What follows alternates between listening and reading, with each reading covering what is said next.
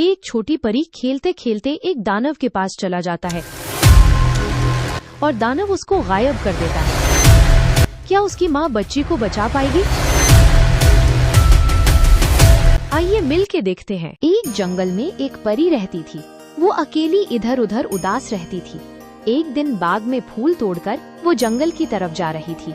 जंगल में जाने के बाद वो एक गिलहरी को प्यार कर रही थी, क्योंकि उसके साथ कोई नहीं था। वो बिल्कुल अकेली थी। एक दिन एक राजमहल का राजा जंगल की तरफ घूमने के लिए जा रहा था और वो बिल्कुल अकेला जा रहा था।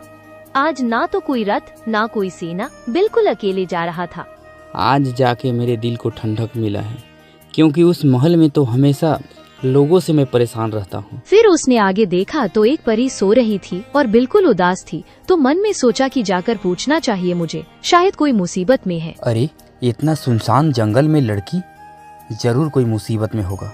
जाके मुझे उससे पूछना चाहिए। तुम कौन हो और तुम यहाँ सुनसान जंगल में अकेली क्या कर रही हो? मैं एक परी हूँ और मैं जंगल में ही रहती हूँ। आप कौन हैं? मैं अपने साम्राज्य का राजा हूँ और तुम एक परी हो, वो भी अकेले। क्या तुम्हारे साथ और कोई नहीं है? मैं अकेली नहीं हूँ, मेरी एक बेटी भी थी।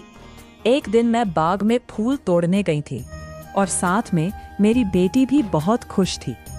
तभी एक खरगोश आया। उस खरगोश को देखकर मेरी बेटी बहुत खुश हो गई। माँ, देखो कितना खूबसूरत खरगोश है, क्या मैं जाऊँ खेलने? ठीक है, जाओ बेटी, ज्यादा दूर मत जाना। फिर छोटी परी उस खरगोश का पीछा करते करते बहुत दूर चली गई। क्योंकि वो खरगोश कोई साधारण खरगोश नहीं था, वो एक जादुई खरगोश था। वैसे ही धीरे धीरे खरगोश अपने स्थान पर लेकर चला गया, फिर अचानक रुक गया। अब कहाँ जाओगे भागकर? अब तो मैं तुम्हें पकड़ लूंगी। पकड़ तो मैं लिया हूँ तुम्हें, पागल बच्ची। अब तुम मेरा असली रूप देखो। फिर खरगोश देखते ही देखते अचानक गायब हो जाता है और वो अपना असली रूप में आ जाता है और उसका चेहरा बहुत ही डरावना था। बच्ची देखकर उसको डर जाता है। तुम तो एक भूत हो। हाँ, बिल्कुल सही पहचाना तुमने। मुझे छोड़ दो, माँ मेरा इंतजार कर रही होगी। फिर वो भूत नाचने लगता है और कुछ मंत्र का जाप करता है और अचानक लड़की गायब हो जाती है। ओम क्रीम चामुंडाय फुस। फिर उसी दिन से आज तक मेरी बेटी का कुछ पता नहीं चला। जरूर उसी दानव ने तुम्हारी बेटी को गायब किया होगा। क्या आप उस दानव को जानते हैं? हाँ, अरे मैं क्या, मेरे पूरा साम्राज्य के लोग जानते हैं। जानते हो, एक समय वो रोज हमारे साम्राज्य से एक आदमी को गायब करता था। जरूर उसी ने तुम्हारी बेटी को गायब किया होगा। इसका मतलब मेरी बेटी जिंदा होगा। हाँ, चलो ढूंढते हैं। फिर दोनों उस बच्ची को ढूंढने के लिए उसी रास्ते पर चलने लगे जहाँ से वो खरगोश उस नन्ही बच्ची को ले गया था।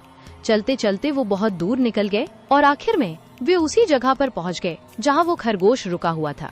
और तभी उसकी माँ ने उसे पहचान लिया। अरे ये तो वही खरगोश है जिसके पीछे मेरी बेटी आई थी। इसका मतलब एक खरगोश ही हमें रास्ता बताएगा।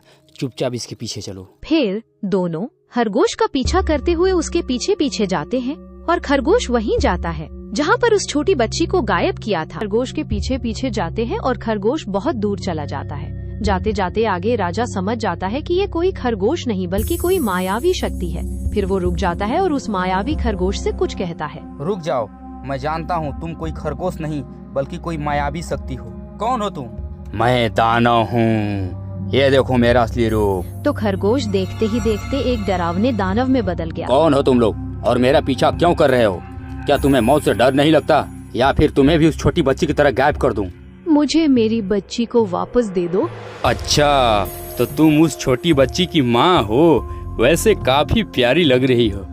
ठीक है, उसको मैं तुम्हें दे दूंगा, लेकिन एक काम करो, बदले में तुम मुझसे शादी कर लो, फिर मैं उसको छोड़ दूंगा। बस बहुत हो गया, अब तो मैं तुम्हें सजा दे के रहूंगा। तुम शांत रहो, तुम मेरा कुछ नहीं बिगाड़ सकते। देखते ही देखते राजा का शरीर उस दानव से बहुत लंबा होता गया। उस विराट रूप को देखकर वो दानव डर गया और थर थर कांपते हुए उससे माफी मांगने लगा। मुझे माफ कर दो, मैं तुम्हारी बेटी को जिंदा कर दे रहा हूँ। दानव ने राजा से माफी मांगी और कुछ मंत्रों का जाप किया, जिससे उस छोटी नन्ही परी को फिर से जीवन दान मिल गया। ओम क्रीम आवा अवाहीन। अपनी बेटी को वापस पाकर उस परी की माँ की खुशी का ठिकाना नहीं रहा। आओ मेरी बच्ची, मेरे पास आओ। माँ, आप कहाँ थी? मुझे माफ कर दो, आज के बाद मैं किसी को नहीं गायब करूंगा। मैं हमेशा के लिए चला जाऊंगा जंगल छोड़ के। ठीक है जाओ, मैं तुम्हें माफ किया, दोबारा इस जंगल में दिखना मत। ठीक है मैं जा रहा हूँ, भागो रे। फिर दानव वहाँ से हमेशा हमेशा के लिए गायब हो जाता है। फिर राजा अपने असली रूप में छोटे हो जाते हैं। आपका बहुत बहुत शुक्रिया। अरे नहीं नहीं, इसमें शुक्रिया वाला कौन सी बात है, ये तो मेरा धर्म था। ठीक है तुम लोग अब जाओ, मुझे काफी लेट हो गई है। इतना कहकर राजा वहाँ से जाने लगता है और परी भी वहाँ से जाने लगती है। वैसे ही दोनों अपने अपने घर जाते हैं। राजा अपना महल जाता है और परी हमेशा की तरह अपने जंगल में चली जाती है।